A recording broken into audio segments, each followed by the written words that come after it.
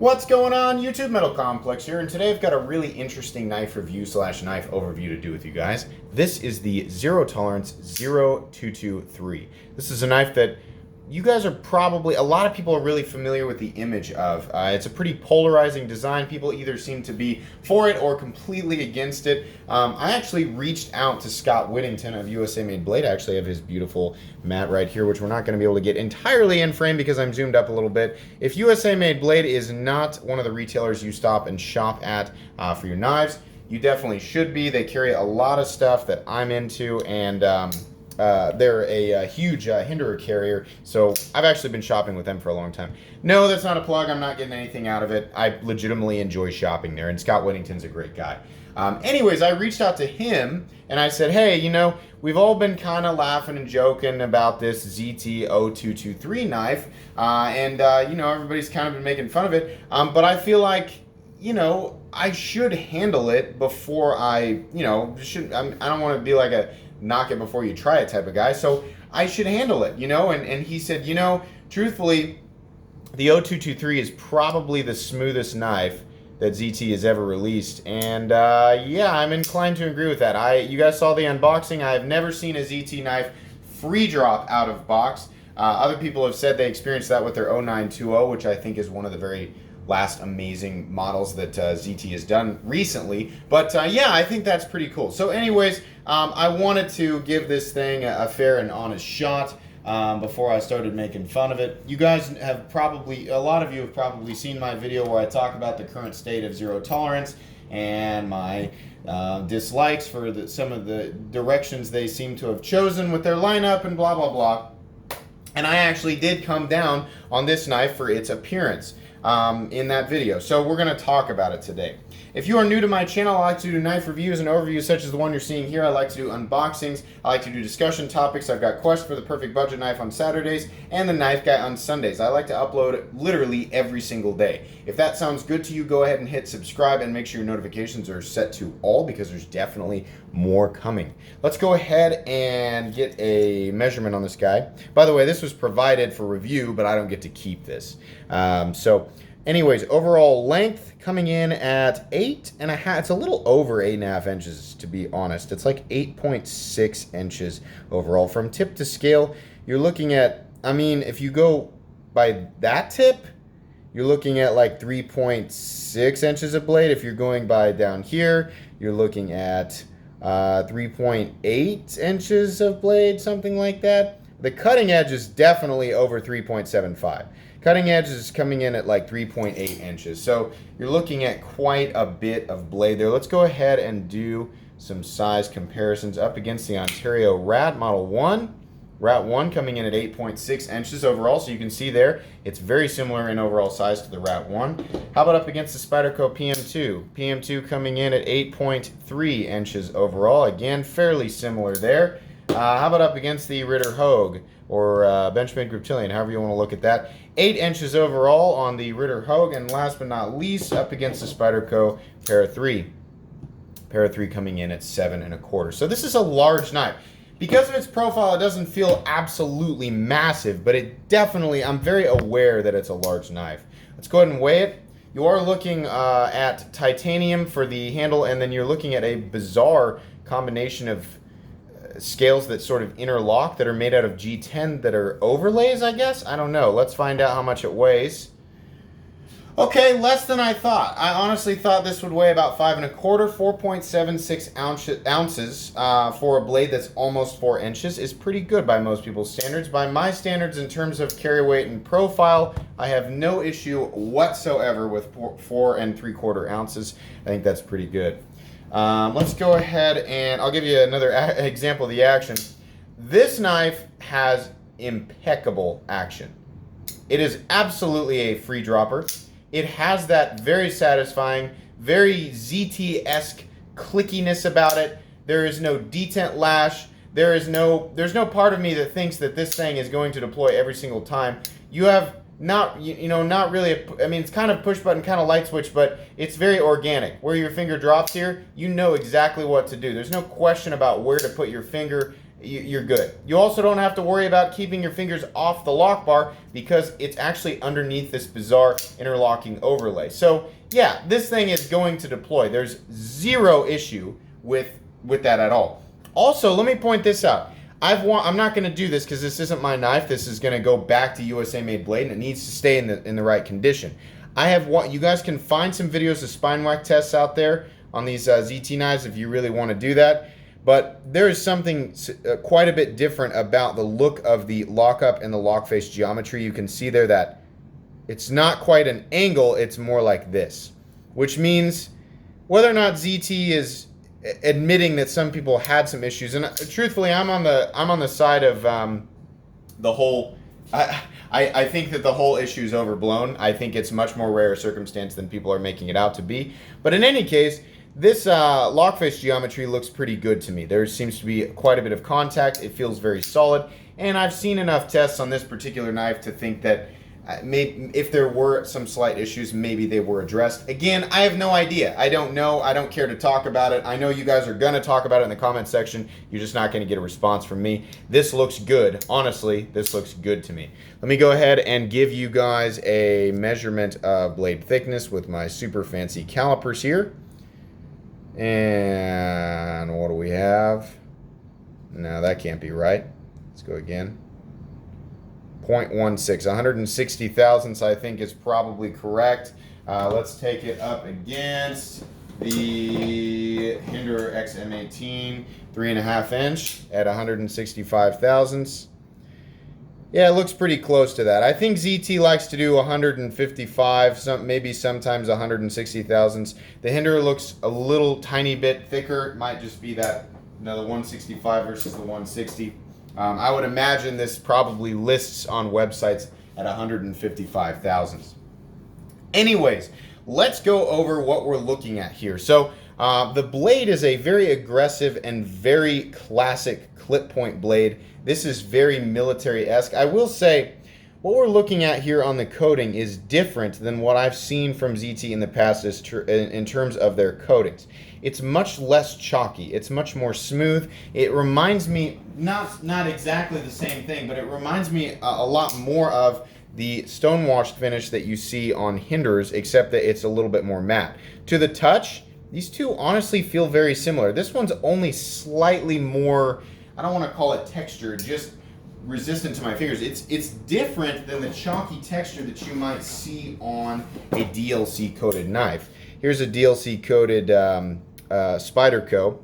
This just has a little bit more reflectivity to it, and people are, you've been using your Spyderco. No, seriously, this matte finish up here, especially up here where there's not as much usage marks, this is a lot more how this came, and the ZT's a lot more reflective. I don't know exactly what they're using there. I don't know if it's substantially more durable than traditional looking as far as aesthetics go, as far as traditional coatings go. I don't know. I would imagine if it's like Spyderco's tungsten-based DLC, the Rockwell hardness on the coating itself is somewhere around 80, which is going to make it super durable.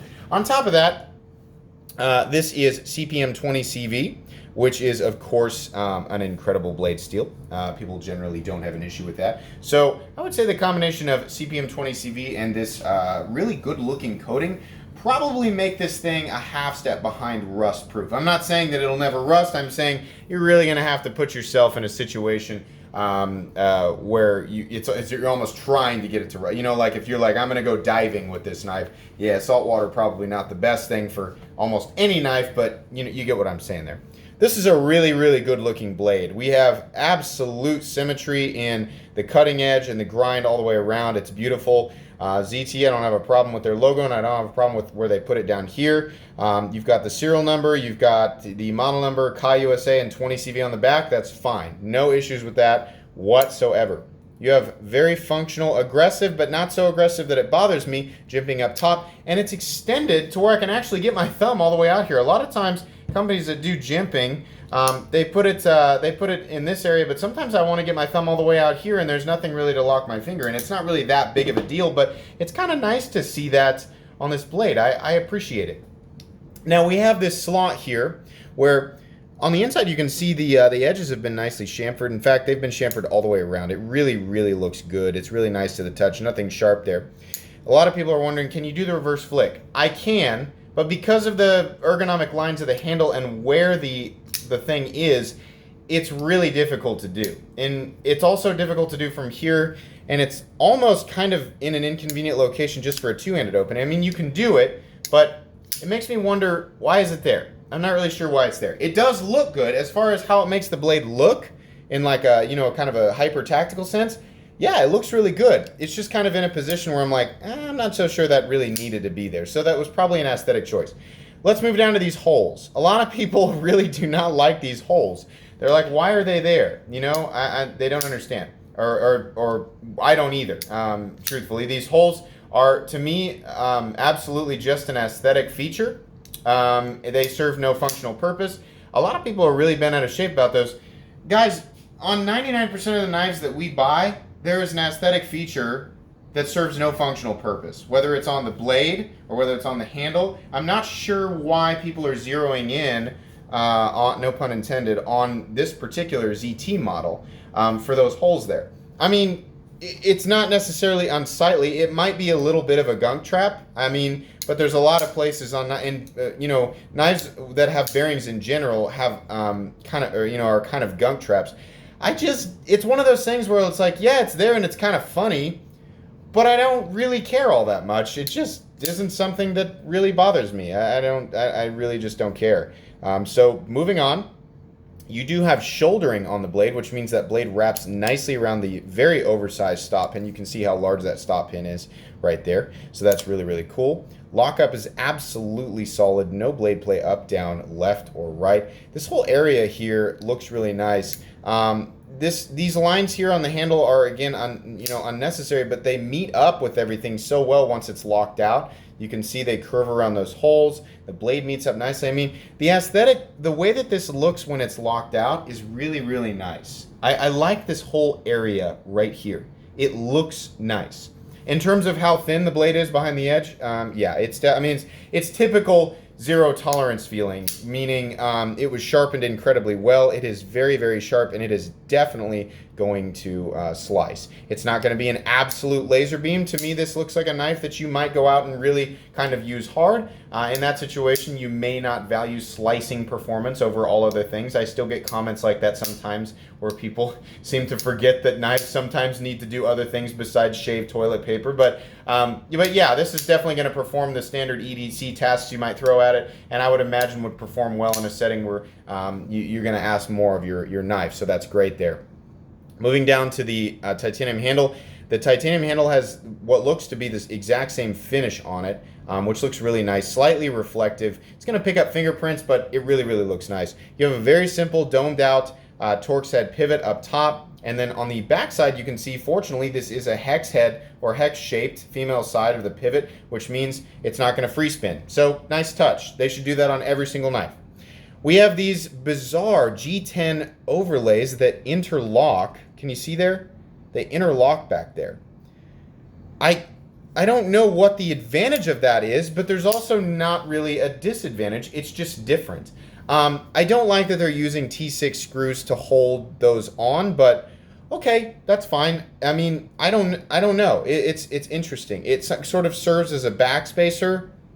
Kind of like what you see on ProTech knives. It's interesting. Then they have a single bronze titanium anodized standoff back there, which honestly really looks nice.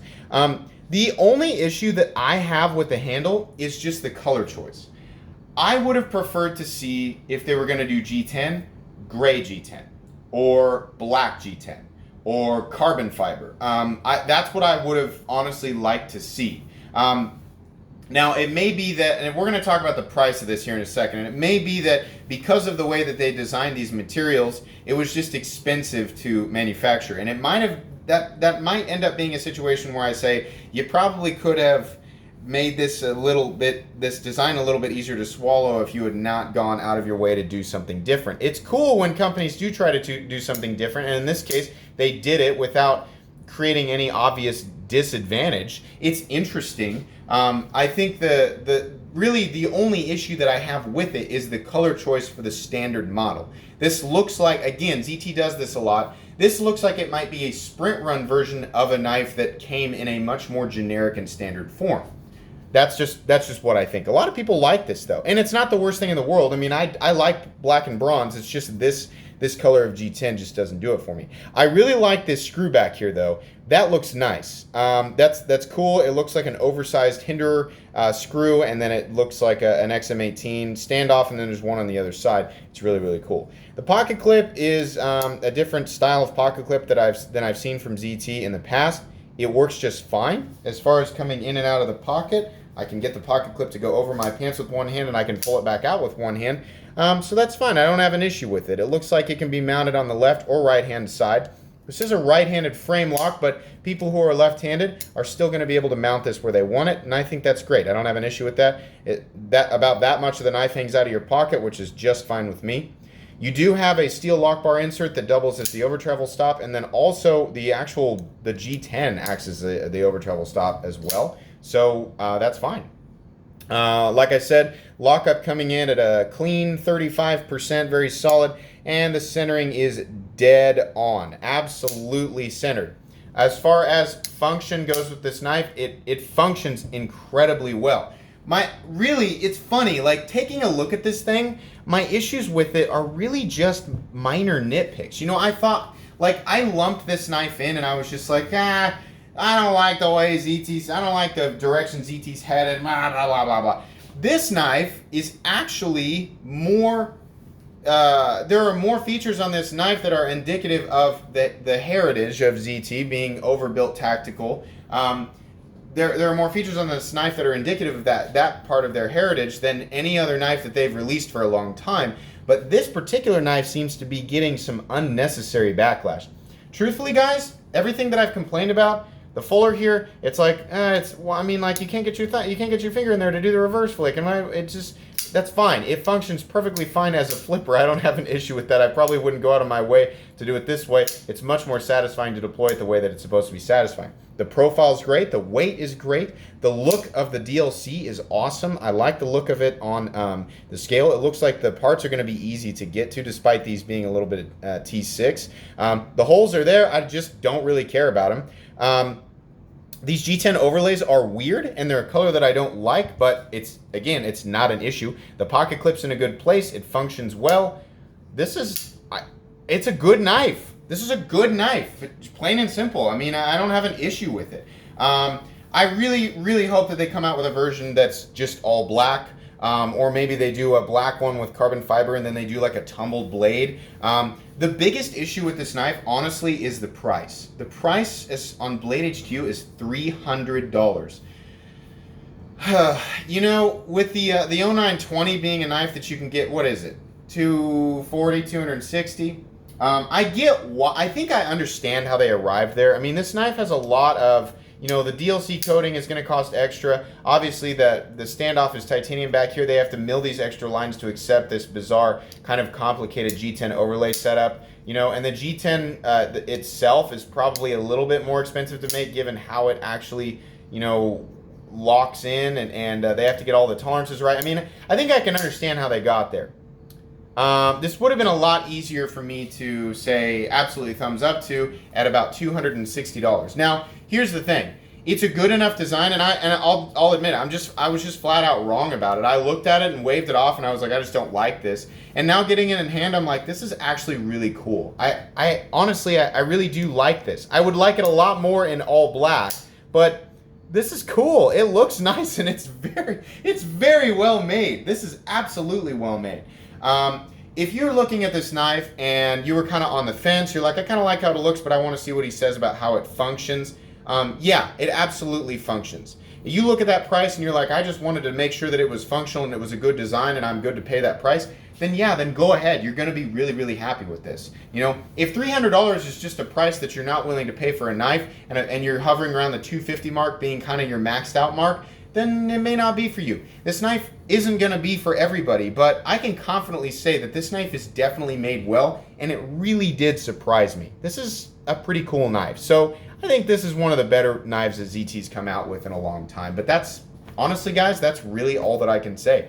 If you enjoyed this video, please leave a like. If you'd like to check out my other content, I do, of course, have lots of videos of knives that are either expensive or inexpensive that I do or don't like, so check those out. And if you enjoy all my content, then click that Metal Complex logo and subscribe to my channel because there's definitely more coming. Thanks again for watching, everybody, and have a great day.